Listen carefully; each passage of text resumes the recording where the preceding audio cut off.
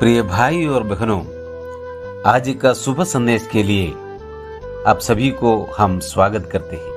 हम यीशु मसीह के चेले हैं, दुनिया में धूम मचा देंगे।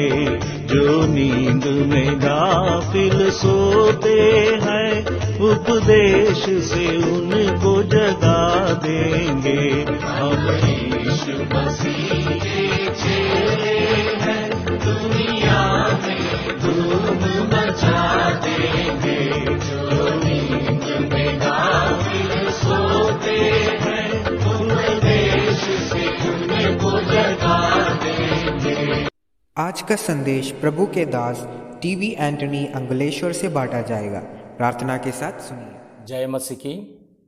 सुबह संदेश के द्वारा हमारा जो वचन सुनते हैं सभी श्रोतागणों को हमारा हार्दिक और वंदन करता है। आज की मनन के लिए यूहन्ना रचित सुसमाचार 8वें अध्याय की 12वीं आयत पढ़ने के लिए चाहता हूँ। तब यीशु ने फिर लोगों से कहा, जगत की ज्योति मैं हूँ। जो मेरे पीछे हो लेगा वह अंधकार में ना चलेगा, परंतु जीवन की ज्योति पाएगा। प्रभु यीशु मसीह इस आयत, इस वचन बोलने का पहले जो कुछ घटना हुआ है उसका संबंध में हम मन लगाना चाहिए। 7वें अध्याय में झोपड़ियों का जो पर्व का संबंध में हम देखते हैं। इस्राएली लोग परमेश्वर का मंदिर का सामने धनवान से लेकर गरीब तक झोपड़ियों बनाकर वो लोग परमेश्वर का सन्निधि में 7 दिन रहते हैं। वो समय पर ये लोग दीवा जलाकर उस प्रकाश में रात का समय में बिताते हैं। इस प्रकाश को प्रभु यीशु मसीह का मन में आ गया होगा।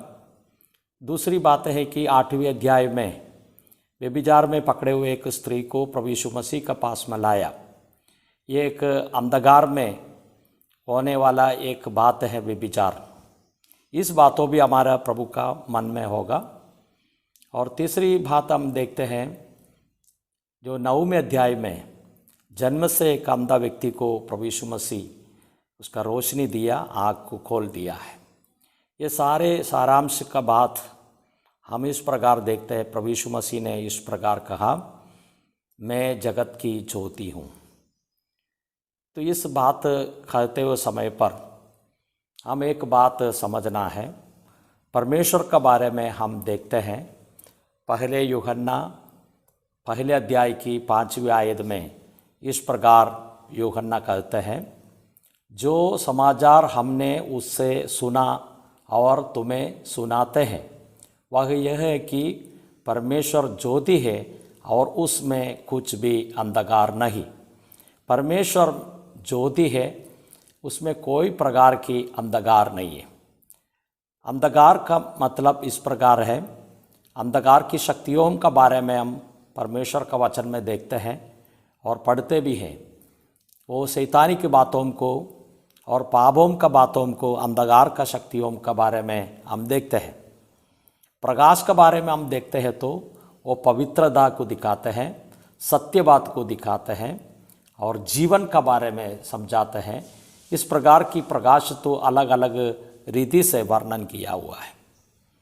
तो पुराना नियम में हम देखते हैं इस्राएल लोगों को एक साक्ष्य मंडप के बारे में हम देखते हैं और पढ़ते भी हैं। और निर्गमन की किताब और 25वें अध्याय की 31वीं कलम में चौके सोने की एक दीवट बनवाना मूसा को आज्ञा दिया। इस दीवट में 7 शाखाएं रहते हैं और 7 प्रकार से उसका प्रकाश मिलते हैं, एक दीवट में रहते हैं। इस्राएल लोगों को सेवा करते हुए समय पर साक्ष्य मंडप में प्रकाश देते हैं।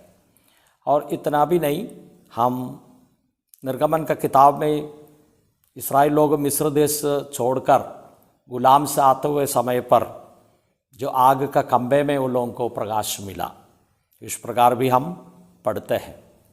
लेकिन हम देखते हैं कि ये यीशु मसीह का जो प्रकाश का एक छाया रूप वहाँ हमको मिलता है, लेकिन असली जो प्रकाश है वो यीशु मसीह है।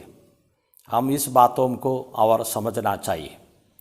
हम इस प्रकार पढ़ते हैं और दूसरा कोरिन्थियों का पत्रिका में, इसलिए कि परमेश्वर ही है जिसने कहा है कि अंधकार में से ज्योति चमके, और वही हमारे हृदयों में चमका कि परमेश्वर की महिमा की पहचान की ज्योति यीशु मसीह के चेहरे से प्रकाशमान हो।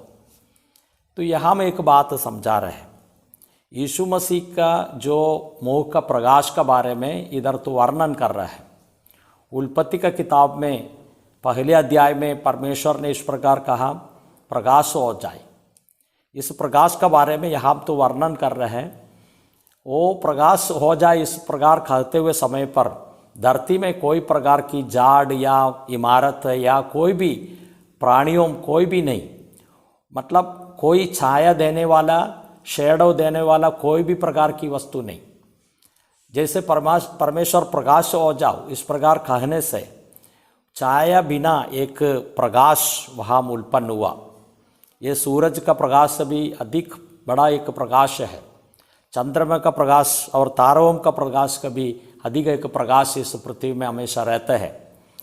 तो इस प्रकाश यीशु मसीह का चेहरे में जो प्रकाश है वो आज एक पापी मनुष्य का हृदय में प्रकाशित करता है। ये बातें इधर तो समझाते हैं। यीशु मसीह के बारे में हम इस प्रकार पढ़ते हैं, वह अगम्य ज्योति में रहता है, कोई भी उस पर जा नहीं सकता, इतना प्रकाश में रहता है। इस प्रकार का यीशु मसीह के बारे में यूहन्ना समझाते हैं, वो जगत का ज्योति है। जगत का ज्योति बोलेगा तो उसका अर्थ क्या है? हम समझना है कि जगत की मनुष्यों को प्रकाश देने वाला ज्योति है। ये प्रकाश से हमको क्या मिलता है? हम यूहन्ना रचित सुसमाचार पहले अध्याय की 4 आयत में उसमें जीवन था और वह मनुष्य की और ज्योति थी। उसमें जीवन था और वह जीवन मनुष्य की ज्योति थी। तो हम इस प्रकार दे सकते हैं, मनुष्य को ज्योति से जीवन मिलता है, लाइफ मिलता है। हमको मालूम है सूरज का प्रकाश से बहुत झाड़ वृक्षों सब और अपने भोजन तैयार करते हैं, वो जीवित रहता है। जैसे यीशु मसीह को एक व्यक्ति प्राप्त करता है, यीशु मसीह को अपने जीवन में अपनाते हैं, तो इस व्यक्ति का जीवन में जीवन मिलता है, प्रकाश द्वारा जीवन। ये बातें और समझाते हैं।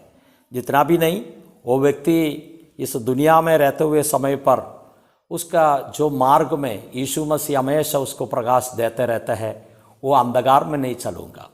ये बातें इधर समझाते हैं। इसलिए प्रिय भाइयों बहनों, आपका जीवन में इस ज्योतिमय जीवन आपको मिला है क्या नहीं? कितना भी बड़ा पाप हो, लेकिन एक बार प्रभु यीशु मसीह के पास में पाप को कबूलत करके इस ज्योति को पाए, अपने जीवन में उद्धार करता तरीके स्वीकार करेगा तो सारे मनुष्य को प्रकाशित करने वाला ज्योति यीशु मसीह जीवनदायक हमारा हृदय में आ जाता है, हमको एक जीवन देता है। इस जीवन देगा इसका बात में भी हम ये दुनिया में रहते हुए समय पर हमारे मार्ग में, हमारे जीवन में हमको प्रकाश देते रहता है। प्रभु हमको सहायता करे।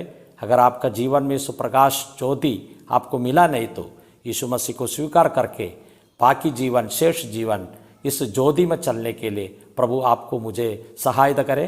जय मसीह की।